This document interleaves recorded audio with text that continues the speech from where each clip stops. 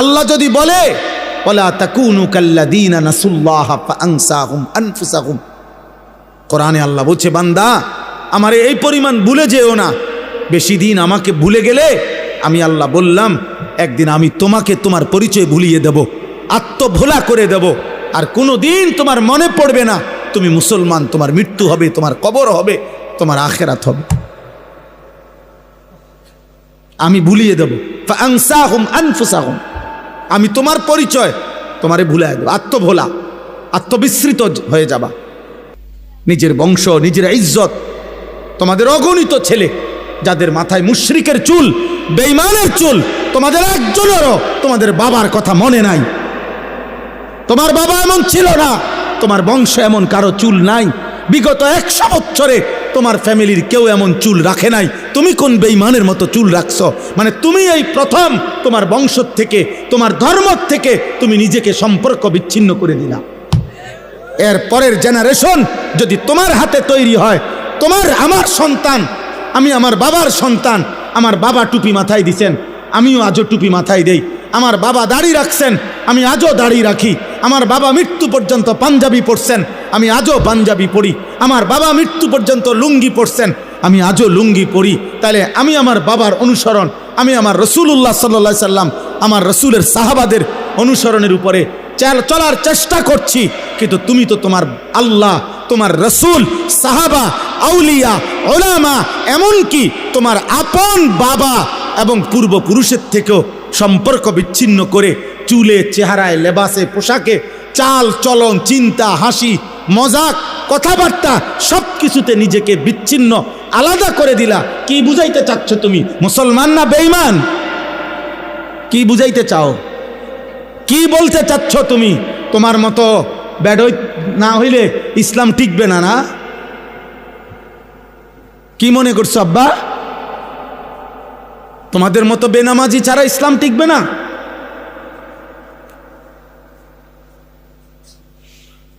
গত আমলে বাংলাদেশের সমস্ত পণ্যের দাম উঠানামা করে, একটা পণ্যের দাম কমে আবার বাড়ে। আচ্ছা, এটা সবসময় একটা চলমান ধারা। কিন্তু যেই চামড়া বিক্রি করত স্বাভাবিকভাবে 2022 টাকা, 2500 টাকা, কমসে কম 3000 টাকা, এইটারে সূক্ষ্মভাবে সিন্ডিকেট করে, কৌশল করে এই ফ্যাসিস্টের দোসররা গত আমলে কৌশল করে, পরিকল্পনা করে বলছে যে কওমি মাদ্রাসার হুজুরদের বছরে একটা বড় আয়ের উৎস চামড়ার টাকা। ওরা চামড়ার টাকা দিয়া তাদের বোর্ডিং চালায়, তাদের একটা বড় আয়ের উৎস। এই জন্য ঠান্ডা মাথায় কৌশল করে চামড়ার মূল্যটাকে এমনভাবে নামায় লাইছে, এটার দাম হয়ে গেছে 100 টাকা, 200 টাকা। হাজার হাজার চামড়া, কোরবানির শত শত চামড়া ফেলে দিছে, মাটিতে গাইরে লাইছে। কেউ দাম নাই, কেউ নেয় না, ট্যানারিওয়ালারাও নেয় না। কত কওমি মাদ্রাসা ঢাকাতে, শহরে, বন্দরে চামড়া নিয়ে অসহায়ের মতো পড়েছিল। দুশ্মন ভাবছে, ষড়যন্ত্রকারী মুনাফিকরা ভাবছিল এতে করে কওমি মাদ্রাসাগুলো শেষ হয়ে যাবে। কিন্তু আজকে 17 বছর পরে ফ্যাসিস্ট পলায়ন করেছে, একটা কওমি মাদ্রাসাও বন্ধ হয় নাই, একটাও না। অতএব রিজিক জমিনে না, রিজিক আসমানে। কারো ষড়যন্ত্রে ইসলাম সূর্যের মতো। প্রিয় ভাই, প্রিয় বাবা, আমার মোহতারাম মাওলানা মুফতি আমজাদ হোসেন সাহেব এই মাত্র শুনাইছেন আফগানের কথা। ইসলাম এটাই বলে, ইসলাম এক সূর্যের মতো, যেই সূর্য যদিও এক জায়গায় ডুবে যায় কোনো কারণে কিছুক্ষণ, কিন্তু অন্য জায়গায় উদিত হয়। একই সাথে পৃথিবীতে কখনোই একই মুহূর্তে অন্ধকার হয় না। বুঝেন নাই? এই মুহূর্তে এখানে না অন্ধকার, বাংলাদেশে, সারা পৃথিবীতে এখন অন্ধকার। কথা বলেন, সারা পৃথিবীতে এখন সূর্য ডুবে গেছে না? পৃথিবীর কোথাও না কোথাও সূর্য আছে কিনা এখনো? অবশ্যই আছে, অবশ্যই আছে, অবশ্যই আছে। ইসলাম এমন সূর্যের মতো। কোনো জায়গায় যদি কোনো সময় কোনো প্রেক্ষাপটে মুসলমান নির্যাতিত হয়, মুসলমান ব্যাপকভাবে যদি শহীদ হয়, শেষ হয়ে যায়, কিন্তু একই মুহূর্তে পৃথিবীতে ইসরাফিলের ফু পর্যন্ত কখনোই ইসলাম চূড়ান্ত একসাথে ধ্বংস হবে না, এটা আল্লাহর ওয়াদা। এই জন্য যদিও গাজা ফিলিস্তিনের মুসলমান রক্তের দরিয়ায় ভাসতেছে, কষ্টের দরিয়ায় ভাসতেছে, অভুক্ত হয়ে মরতেছে, যদিও রক্তর জমছে, শাহাদাতের খুন দিতেছে, দেখলে মনে হচ্ছে মুসলমান শেষ না। আল্লাহ বলছে আবার তাকিয়ে দেখো, আফগানে ইমানের সূর্য পথপথ করে উঠছে, ইসলামের সূর্য উঠছে। ইসলাম ডুবে নাই, ইসলাম হারে নাই, ইসলাম হারে নাই। সারা পৃথিবী একবার হলেও, গোটা ইউরোপ, গোটা উন্নত বিশ্বের সমস্ত পরাশক্তি একবার হলেও, একাকী হলেও কলজার মধ্যে একটা কাঁপ দেয়, শুধু একবার আফগানের নাম উচ্চারণ হয়। এ মুসলমান হজ্জের মধ্যেও আমরা দেখছি বারবার এ তাওয়াফ করতে করতে, আল্লাহর ঘরের মধ্যে তাওয়াফের সময় যেই কোনোখানে আফগানি একটা মানুষ, ওরে দেখলে বোঝা যায় এটা আলগা কিছু, আলাদা মানুষ, এক বাহাদুর, এক বীর, এক মর্দে মুজাহিদ। অতএব ইসলাম হারে নাই বাবা। গাজার মুসলমান আবার দাঁড়াবে। একদিন ভোর হলে শুনবা বাপ, ফিলিস্তিনেও বিজয়ের পতাকা উঠছে। একদিন শুনবে ইসরায়েলের বেঈমান হেরে গেছে। ইনশাআল্লাহ, ইনশাআল্লাহ, ইনশাআল্লাহ। ইমামে মাহদি ফজরের নামাজ পড়ে ঈসা আলাইহিস সালাম সহ দাজ্জালের বাহিনী আর ইয়াহুদির বাহিনীর বিরুদ্ধে ফজরের নামাজের মুসল্লিদেরকে নিয়ে রওনা হবেন। কসম খোদার, এটাই কিতাবের ভবিষ্যৎবাণী যে ফজরের নামাজ পড়ে তিনি রওনা, আসরের ওয়াক্তে ওয়াক্তেই মসজিদে আকসা সহ গোটা জমিন আল্লাহর দিন বিজয় করে ফেলবে। হ্যাঁ হ্যাঁ, ইমানের বিজয় হবে, ইসলামের বিজয় হবে, আল্লাহর কালেমাই থাকবে, তুমি থাকতা না। চরিত্রহীন থাকবে না, লম্পট থাকবে না, নারী লোভী থাকবে না, জিনাকার ব্যভিচারী থাকবে না, অসৎ জুয়ারি থাকবে না, মদখোর আর নেশাখোর আর গাঁজাখোর থাকবে না, তোমার নাম পৃথিবীতে থাকবে না। কোন নাফরমানের নাম থাকে না রে বাপ। ফেরাউনের নাম আজ পৃথিবীর কোনো কুত্তার নামও নাই। পৃথিবীতে কোনো কুত্তার নাম ফেরাউন কেউ রাখে না। পৃথিবীর কোনো কুত্তার নাম কেউ নমরুদ রাখে না। পৃথিবীর কোনো কুত্তার নাম কেউ আবু জাহেল রাখে না। পৃথিবীর কোনো কুত্তার নাম কেউ আবু লাহাব রাখে না। অথচ ইউরোপে, উন্নত বিশ্বে তারা কুকুরের নাম রাখে, কারণ কুকুর ফালে, তারা নাম ধরে ডাক দেয় কুকুরে, টম, জেরি, গুলো নাম ধরে। বেঈমানের নাম থাকে না, নাফরমানের নাম থাকে না। তুমি নষ্ট হইও না বাপ, তুমি ভুল করছো, তুমি ভুল করছো। এই চুল তোমার ইজ্জত দিবে না, এই চুল তোমার অপমান করে। তোমাদের যাদের মুশরিকের মতো চুল, এটা তোমার অপমান করে। বেঈমান তোমাদেরকে নিয়ে হাসে ওইখান থেকে বৈশা, ওরা হাসে, দেখো ওর নাকি আল্লাহ বলে রব, ওর নবীর নাম নাকি মুহাম্মদ সাল্লাল্লাহু আলাইহি সাল্লাম, ওর ধর্মের নাম নাকি ইসলাম, ওর কিতাবের নাম নাকি কোরআন, ও নিজে বলে নাকি ও মুসলমান। অথচ এই পর্যন্ত 3 বছরে ওরে যতটি ডিজাইন দিলাম চুলের, ও সবটি গ্রহণ করলো। ওরে যা দেই ওই তাই নেয়। ওরে নারীর ছবি, অশ্লীল দৃশ্য, উলঙ্গ অশ্লীল দৃশ্য যা দেই, নাফরমান সব নিচ্ছে। ওই কিসের মুসলমান? আহা, বেঈমান হাসে আমাদেরকে নিয়ে, দুশ্মন হাসে, দুশ্মন হাসে। আমাদের মায়েরা, আমাদের বোনেরা যখন বেপর্দা হয়, দুশ্মন হাসে। অথচ ইসলাম সেই জাতি, যে জাতির এক মা, নবীর এক মহিলা সাহাবী যুদ্ধের ময়দানে ওনার ছেলে শাহাদাত বরণ করছিলেন। শহীদের পবিত্র লাশ, ছেলের লাশ খুঁজবার জন্য উনি পর্দায় আবৃত্ত হয়ে চেহারা মুখ ডেকে তো লাশের মধ্য থেকে ওনার ছেলের লাশটা খুঁজতেছিলেন। তখন ওইখানে আর লাশ ছাড়া কিছু নাই, জীবিত কোনো মানুষ নাই। তো পিছন থেকে একজন সাহাবী ওনাকে বলছে, হে মা, এগুলা তো সব লাশ, এখানে তো কোনো জীবিত মানুষও নাই। আপনি মুখের কাপড়টা একটু খুলে আপনি ভালোভাবে দেখেন, আপনার ছেলেকে তালাশ করেন। আপনি তো অনেকক্ষণ ধরে খুঁজতেছেন, ছেলের লাশ পাচ্ছেন না। আবু দাউদ শরীফের হাদিস, বিশুদ্ধ হাদিস, ওই মা চিৎকার করে আওয়াজ করে বলছে, ইন আরজা ইবনি ওয়ালাম আরজা হায়াই, হে ইমানদার, আমি তো আমার সন্তান হারিয়েছি, আমি আমার ইজ্জত, আমার সম্ভ্রম, আমার হায়া, আমার লজ্জা তো এখনো হারাই নাই। আমি সন্তান হারাইতে পারি, আমার ছেলে শহীদ হয়েছে, কিন্তু আমার ইজ্জত শহীদ হয় নাই। আমি মুসলিম নারী, আমার পর্দা, আমার সতীত্ব, আমার ইজ্জত, আমার সম্ভ্রম, এটাই আমার শ্রেষ্ঠ সম্পদ।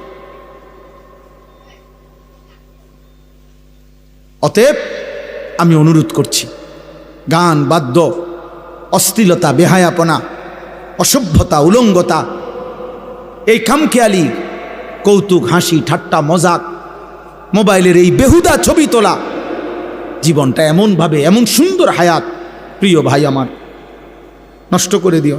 আমার মাঝে মাঝে মন চায় তোমার থেকে কদ্দুর সময় আমি যদি হাওলাত নিতে পারতাম, আমারে যদি তোমার থেকে কদ্দুর দিতা, আমার ভীষণ দরকার। সারাটা দিন রাত 3টা 4টা পর্যন্ত দৌড়ের উপরে থাকি, ব্যস্ত থাকি, নিজের সময় দিয়ে আমার মনে হয় যেন আমি কুলাইতারি না। আমার যদি কেউ তার থেকে কদ্দুর সময় হাওলাত দিত, প্রায় আমার এটা মনে হয় যদি আমি কারো কাছ থেকে একটু সময় পাইতাম, আমার একটু উপকার হইত। তাইলে এই জন্য অনুরোধ করছি আমরা, আজকের এই কিশোর ভাই, নওজোয়ান ভাই, আমি 2টা আয়াত শুধু তর্জমা বলি, তাইলে আমার কথা শেষ। আল্লাহ তাআলা এখানে বলছেন, মক্কার একজন কুরাইশ, নজর ইবনে হারেস, কাফের সর্দার, সে নবীজির দিবানিশি বিরোধিতা করত। তো বিরোধিতার ক্ষেত্রে মক্কার সব বিরোধিতাকারীরা নিজেদের মধ্যে আলাপ করত যে আমরা যে যাই বিরোধিতা করি মুহাম্মদের, সে যখনই লোকদের সামনে তার এই কোরআন পড়ে, মানুষগুলোর দিল নরম হয়ে যায়, আস্তে সে দুর্বল হয়ে যায়, কালেমা পড়ে মুসলমান হয়ে যায়। কোরআন শরীফের এই সুন্দর আওয়াজ, এই সুর, কোরআনুল কারীমের এই তেলাওয়াত, এর ব্যতিক্রম কিছু আমাদের কাছে নাই। তখন এই মক্কার কুরাইশ কাফের নজর ইবনে হারেস, সে ব্যবসার জন্য গেছিল ইরান, মানে পারস্য, ইরান দেশে। ওইখানে গিয়ে সে ব্যবসা করার ফাঁকে একটা জিনিস দেখছে। কি?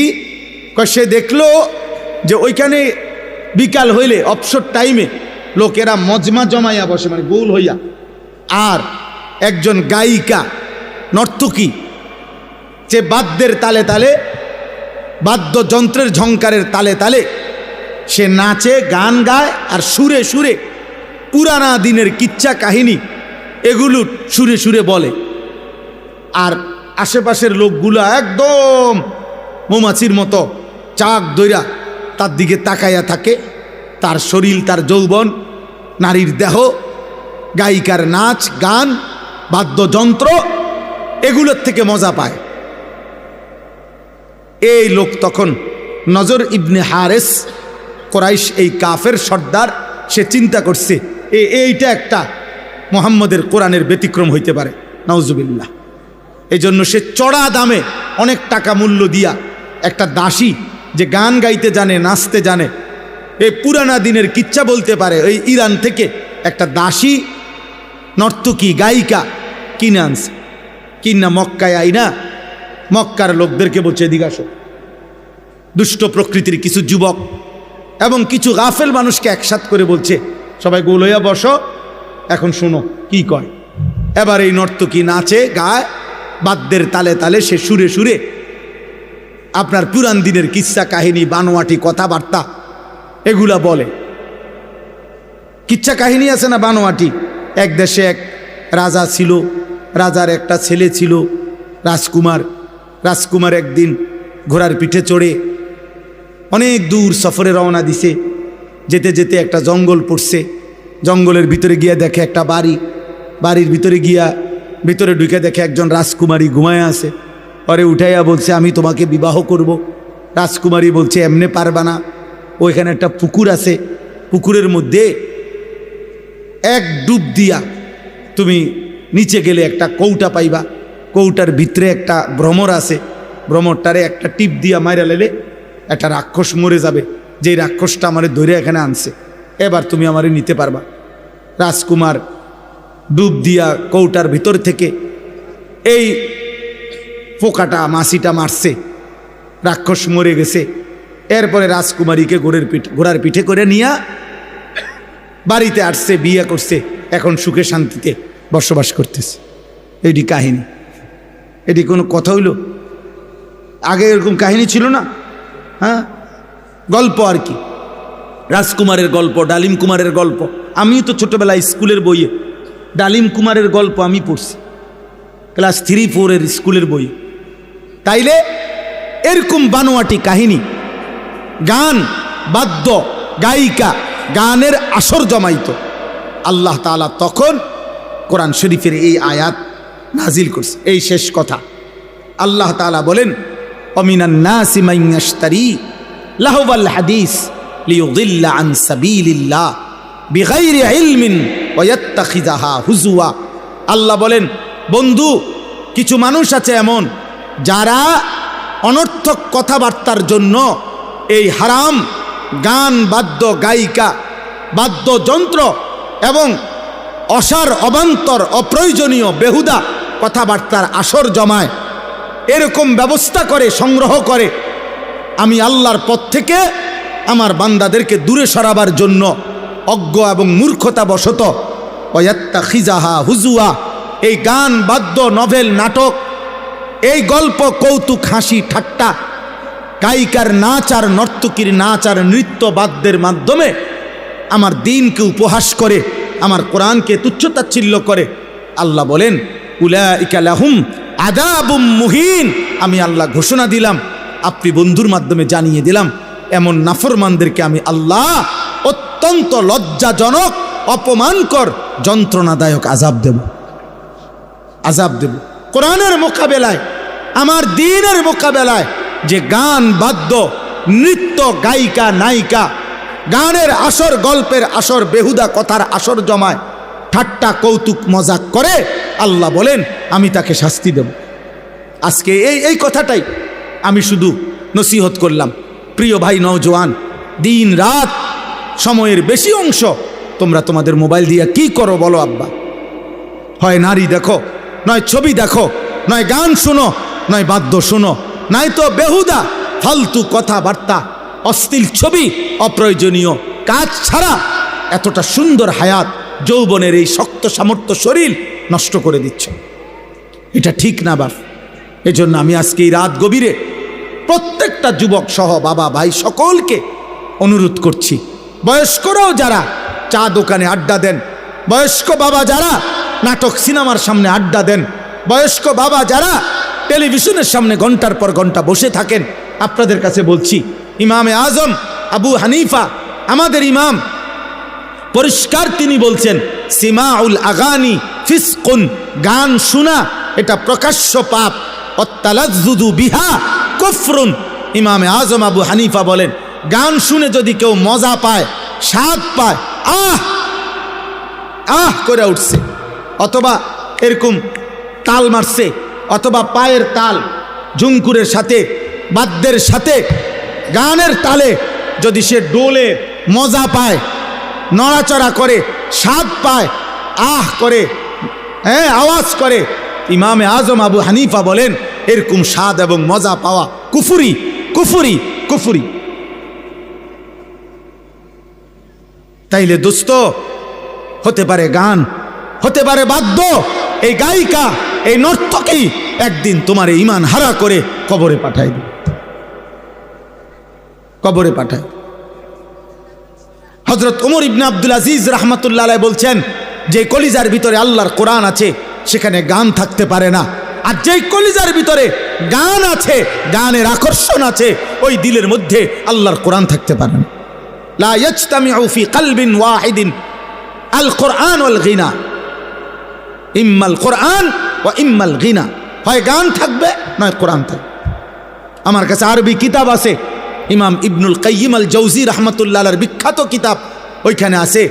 তিনি বলছেন যে পূর্ববর্তী জামানায় এমন ব্যক্তি এই পৃথিবীতে অতিবাহিত হয়েছে, নাউজুবিল্লাহ, আজীবন গান আর বাদ্যের সাথে, নৃত্য আর নারীর সাথে যার জীবন কেটেছে, খোদার কসম কিতাবে লিখছে, আরবি কিতাবে, যে মৃত্যুর সময় ওই নাফরমানকে বলা হয়েছে কুল লা ইলাহা ইল্লাল্লাহ মুহাম্মাদুর রাসূলুল্লাহ, কালেমা পড়তে তাকে যখন বলা হয়েছে অহুয়া ইউরাদ্দিদু আবিয়াতাম মিনাল আগানি, তখন সে তার সারা জীবনের গানের বাক্যগুলো কেবল দোহরাইতেছিল।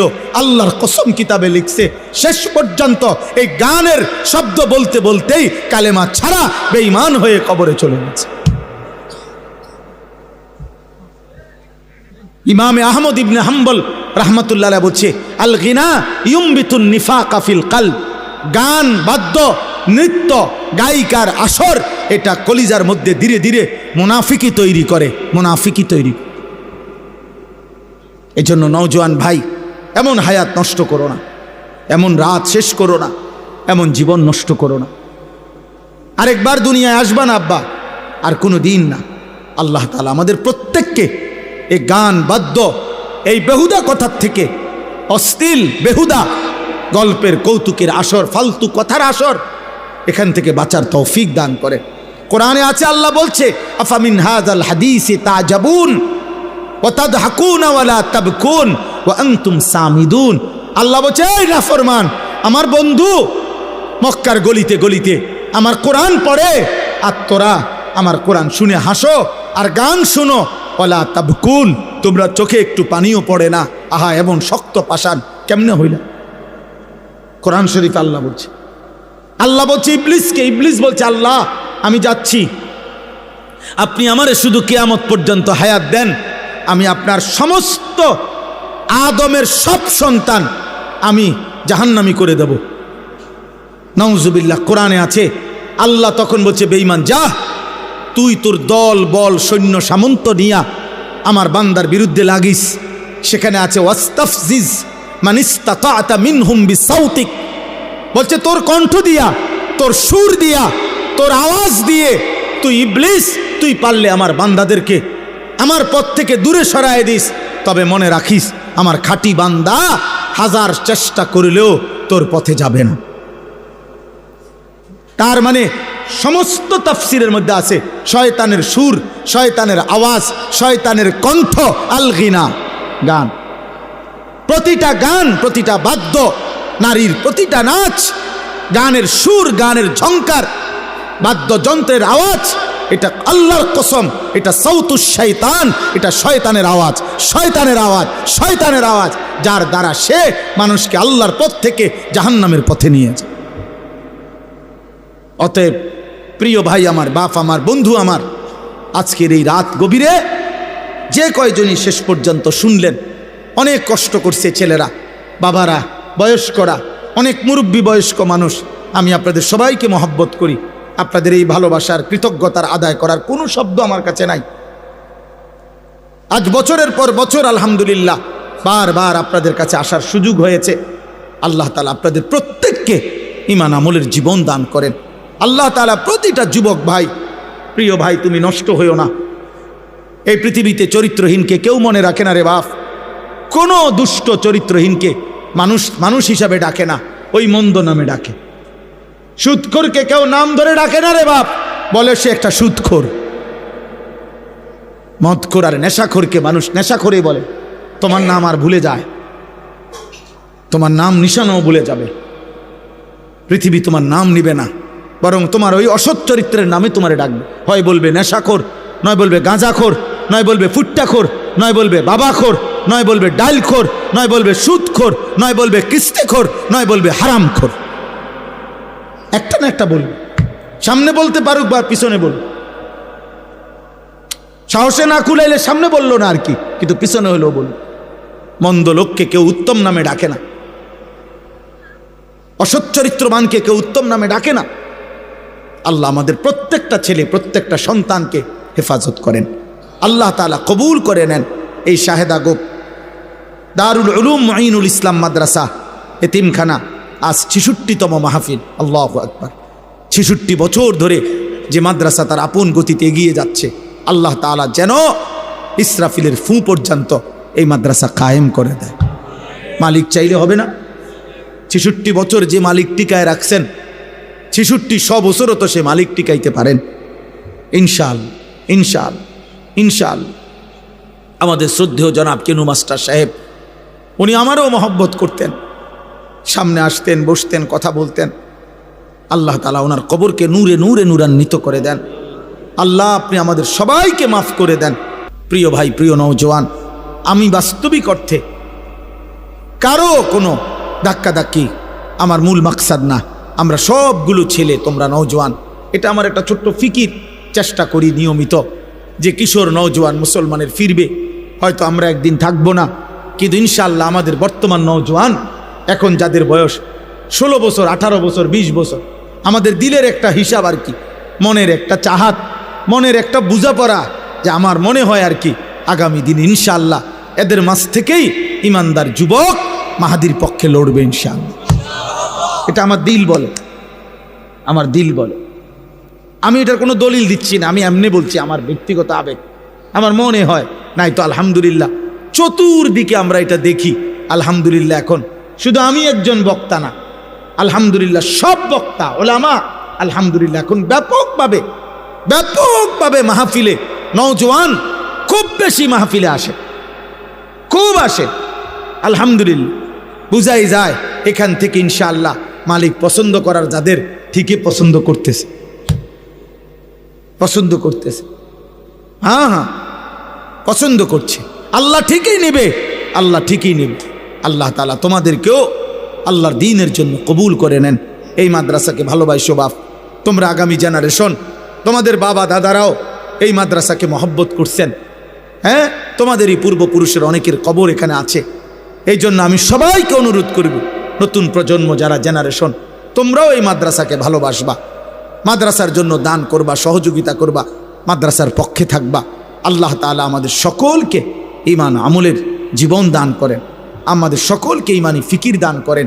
আমি আমার মাদ্রাসার জন্য দোয়া চাই। আলহামদুলিল্লাহ আমার যেই ছোট্ট মাদ্রাসা আজকে আলহামদুলিল্লাহ আমরা 118 শতক জায়গা মাদ্রাসার জন্য নতুন কিনছি। আলহামদুলিল্লাহ প্রায় 2.5 কোটি টাকার উপরে মাদ্রাসার জন্য জায়গা কিনছি। স্বপ্ন দেখি, আশা আছে মালিক যদি হায়াত দেয়। বাচ্চাদের মাদ্রাসা তো আছে, প্রায় 500 ছাত্র আমাদের মাদ্রাসায় পড়ে। এখন 34 জন শিক্ষক কর্মচারী আছে আমার মাদ্রাসায়। আমি একটা নতুন মাদ্রাসা করতে চাই এখানে, আরেকটা, যেই মাদ্রাসাটা আলাদা শিক্ষক কর্মচারী, আলাদা ভবন বড় করে করতে আশা রাখছি। সারা দেশের যত নওজোয়ান স্কুল কলেজ ইউনিভার্সিটি পড়ুয়া অথবা পড়ে না, বেকার, একারে ঠেলাওয়ালা, কুলিওয়ালা, দিন মজুর, বয়স্কও হোক, যেই কোনো মুসলমান যে আসবে যখন দিন শিখবে তখন, যার সময় যতক্ষণ দিন শিখবে ততক্ষণ, এই স্লোগান নিয়ে একটা বড় মাদ্রাসা করতে চাচ্ছি, যেখানে সর্বদা আলাদা উস্তাদ, ছাত্র উস্তাদ থাকবে, স্টাফ থাকবে, যে যখন যেদূর সময় লেগে আসে ওই অদ্দূর কিছু না কিছু শিখবে। এই আশা নিয়ে এখনই কার্যক্রম চলতেছে। আলহামদুলিল্লাহ আজকেও সকাল থেকে শুরু হয়েছে আমাদের মাদ্রাসায় কিশোর যুবকদের জন্য কোর্স। প্রতি বন্ধের পরে 3 মাস পর পর আমরা এটা চালু করছি।